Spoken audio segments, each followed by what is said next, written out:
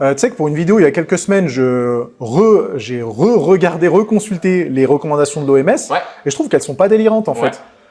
C'est, je crois, entre 150 et 300 minutes par semaine d'activité d'endurance et 2 séances, il spécifie pas, je crois, la durée, 2 séances de résistance, enfin de travail musculaire.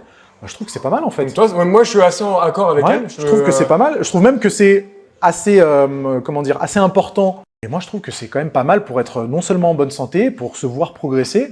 Et ouais, ça constitue une bonne base de travail. Moi, ce qui m'avait beaucoup plu la première fois que je suis tombé dessus, c'est il préconise le port de charge ou l'activité avec résistance. Ça, je trouvais ça très cool. Carrément. Et ils le font un peu en 2 niveaux. En mode, ils te disent, en gros, c'est bien si tu fais entre 75 et 150, mais en vrai, c'est mieux si tu fais entre 150 et 300. Ouais. Je sais pas si Et je trouvais ça cool qu'ils mettent un peu ces 2 niveaux, parce que en gros, les gens, tu leur dis 300, mais franchement, il n'y a pas grand monde aujourd'hui qui le fait. Nous, je pense qu'on est biaisé parce qu'on évolue dans un cercle avec que des gens sportifs qui s'entraînent je ne sais combien de fois. Mais moi, quand je vois des fois des patients, on fait du sport, je vais au travail en vélo. Ouais. Tu vois. Et des fois, tu te dis, mais t'es tellement des années-lumière que c'est bien qu'il ait splitté pour pas décourager tout le monde non plus, quoi. Ah, puis, il faut se dire que c'est aussi quelque chose qu'on peut aspirer à compléter. Puis au fur et à mesure de la progression, de l'adaptation de son emploi du temps, on peut envisager de faire un petit peu plus. Mais ouais, je trouve que les recommandations de l'OMS, elles sont pas délirantes, elles sont plutôt bien.